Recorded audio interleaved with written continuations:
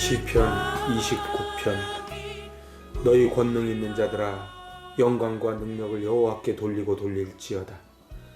여호와께 그의 이름에 합당한 영광을 돌리며 거룩한 옷을 입고 여호와께 예배할지어다. 여호와의 소리가 물 위에 있도다. 영광의 하나님이 우레소리를 내시니 여호와는 많은 물 위에 계시도다. 여호와의 소리가 힘이 있으며 여호와의 소리가 위엄차도다. 여호와의 소리가 백향목을 꺾으시며 여호와께서 레바논 백향목을 꺾어 부수시도다. 그 나무를 송아지같이 뛰게 하시며 레바논과 시련으로 들송아지같이 뛰게 하시는도다. 여호와의 소리가 화염을 가르시도다. 여호와의 소리가 광야를 진동하시며 여호와께서 가데스 광야를 진동시키시도다. 여호와의 소리가 암사슴을 낙태하게 하시고 삼림을 말갛게 벗기시니 그의 성전에서 그의 모든 것들이 말하기를 영광이라 하도다. 여호와께서 홍수 때에 좌정하셨으며 여호와께서 영원하도록 왕으로 좌정하시도다. 여호와께서 자기 백성에게 힘을 주시며 여호와께서 자기 백성에게 평강의 복을 주시리로다. 아멘. 샬롬. 주님의 오심을 고대하며 기다리는 대강절, 그 첫 번째 주일 잘 보내시고 이제 한 주간 은혜 가운데 시작하시는지요? 그 초의 5개 중에 첫 번째 초는 소망의 초입니다. 소망 가득한 그러한 은혜를 입는 저 여러분 되시기 바랍니다. 오늘 이제 시편 29편입니다. 시편 29편은 하나님께서 지으신 이 대자연을 통해, 하나님의 우레소리를 통해 하나님께서 말씀하시는 그것을 노래하고 그 대자연 앞에 어찌 무릎 꿇고 경배하지 않을 수 있으리요 하면서 드리는 시편이 오늘 시편 29편입니다. 그래서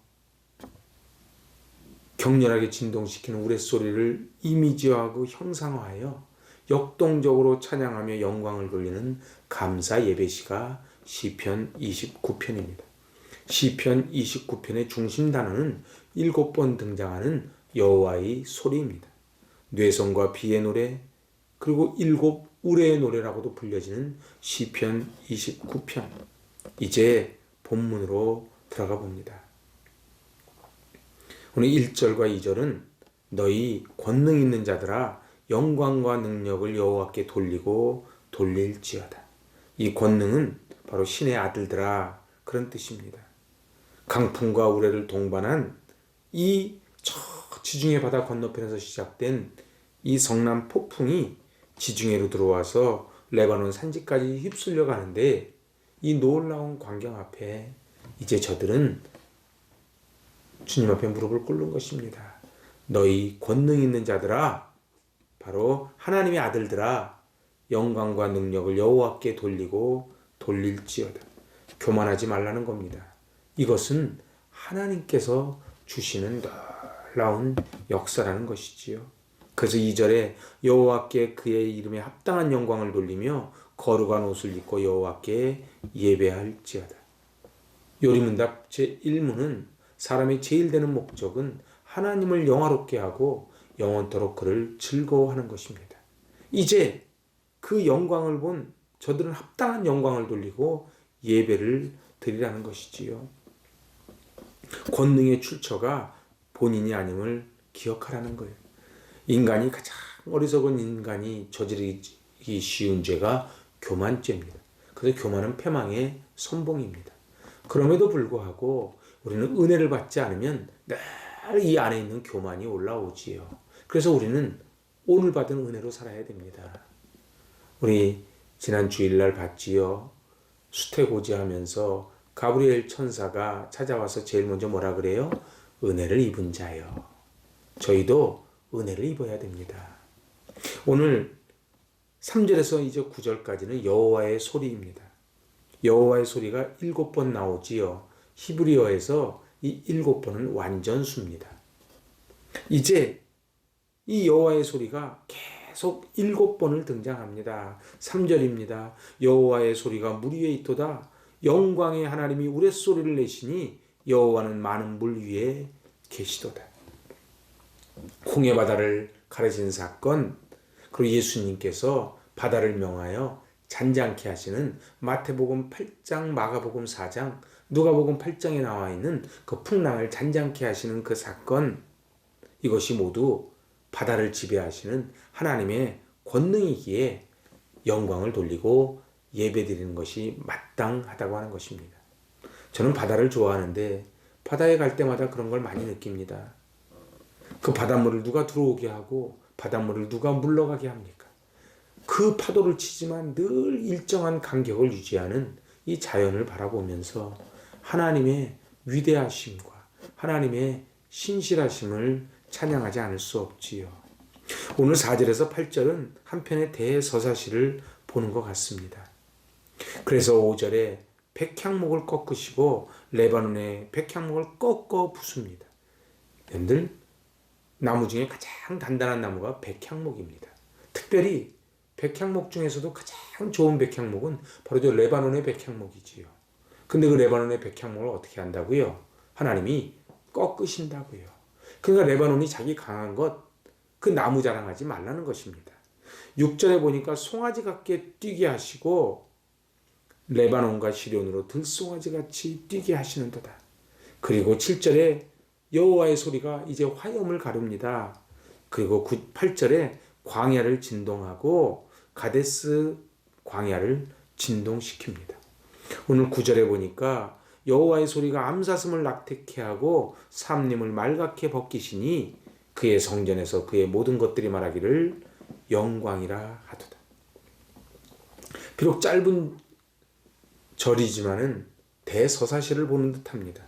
참으로 누가 땅을 흔들고 땅 속에서 용암이 흘러나게 하고 누가 바다에 파도를 치게 하고 그 바다를 날뛰게 합니까? 누가 바닥이 보이는 메마른 댐에 물을 가득 채울 수 있고 누가 저 바다에 저 수많은 물고기를 자라게 할 수 있고 산에 나무가 자라게 하고 산과 바다에 먹을거리를 주고 공정과 자전, 이 지구를 그리고 이 태양계가 이 은하계가 우주가 어떻게 운행을 할 수 있습니까? 바로 하나님이십니다.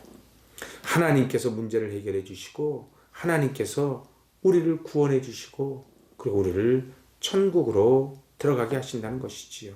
그래서 오늘 9절 맨 마지막에 그의 모든 것들이 말하기를 영광이라 하도다. 아멘.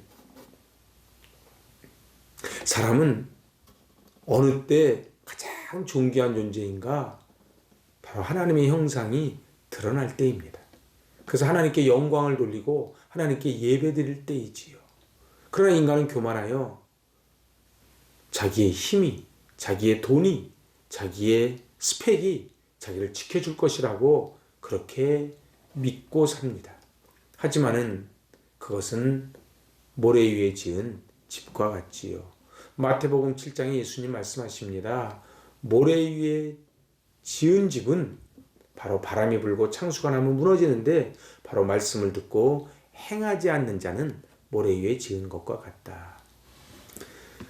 오늘 이 시편을 읽으면서 시편을 묵상하면서 우리가 깨닫는 것이 무엇입니까? 바로 천둥과 우레 그리고 이 대자연 레바논의 백향목을 꺾으시고 그리고 나무를 말갛게 벗기시고 사슴이 뛰어놀게 하시는 이 모든 것. 사실 이스라엘에 가보면 저 지중해 너머에서 오는 바람이 있거든요. 그 바람이 폭풍이 일면 그저 레바논 산지까지 그렇게 퍼져갑니다. 그런데 그 앞에 오늘 시인은 고백하는 것입니다. 이것이 모두 하나님의 권능 아래 있고 하나님께 영광입니다. 그의 마지막 10절에서 11절이 이제 복 주시는 하나님입니다. 10절에 여호와께서 홍수 때에 좌정하셨으며 여호와께서 영원하도록 왕으로 좌정하시도다. 그렇습니다. 하나님의 목소리인 말씀 앞에 겸손해야 됩니다. 매일 말씀을 학가다 해야 되지요.